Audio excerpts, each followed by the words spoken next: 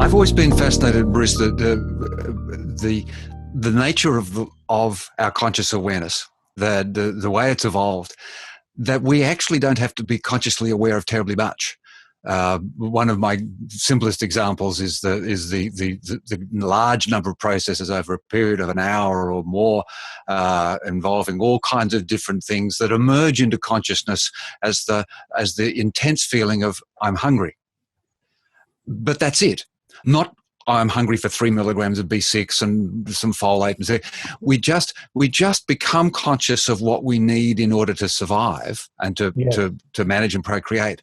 And this idea of the iceberg thing, that what we consciously are aware of has an iceberg of something else beneath it, I think is a reasonable concept to take across to almost all aspects of biology and neurobiology and human behavior.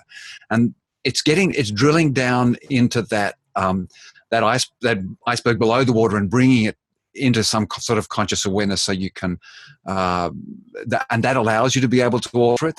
Is that the frame we're talking about? Yes, yeah, very much so. And yeah, I fully agree. It's well known that the conscious system has a very limited capacity, much more limited than all we actually have to be perceiving and responding to and handling. And most of it is handled outside of awareness, as you said. And that's also very much true of our emotional learnings in life, such as the example I was using earlier. That man didn't need any conscious awareness or words or concepts for his deeper emotional learning system to be quite knowing of what he had experienced in life as a boy in his family. I don't get nobody here gets attention unless they either do something really bad or something's going really badly, like injured, or sick or causing trouble. So yes, the conscious awareness seems to be the arena in which we can facilitate fundamental change.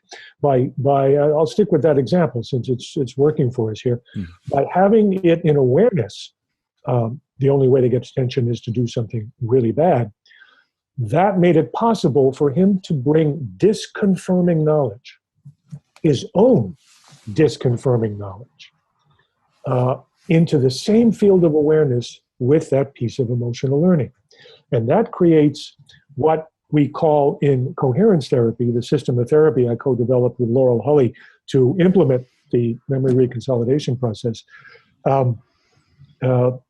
a juxtaposition experience. In other words, both at once, the target learning and any personal knowing that feels absolutely real that cannot possibly also be true along with the target knowing. They're mutually contradictory. And it turns out the brain has an automatic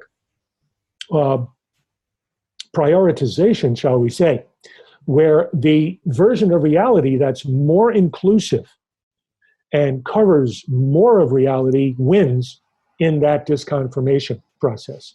So that little learning that he learned as a boy, the only way to get any attention is to do something bad, didn't fit, no longer seemed true to his emotional brain that had originally learned it. And within seconds, that construct lost its compelling realness. And it wasn't me convincing him. What I've learned, and it's so elegant when we succeed at doing this in therapy, is to simply guide the client into being in front of and in touch with both sides of the juxtaposition. So I'll say things to a client such as, well, let's go over some things that seem true for you, that feel true to you. On the one side, you learned, and it has felt so true all your life, that the only way to get attention is by doing something really bad. That has felt absolutely real to you.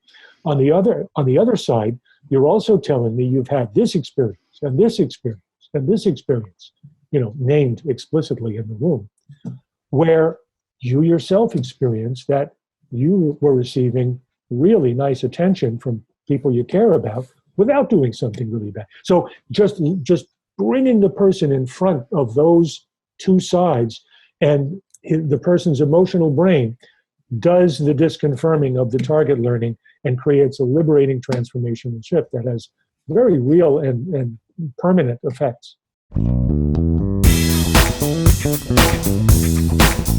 Well, if you want to know more about the science of psychotherapy, come across to our website, thescienceofpsychotherapy.com, and our podcast of the same name, and learn more about the science of you.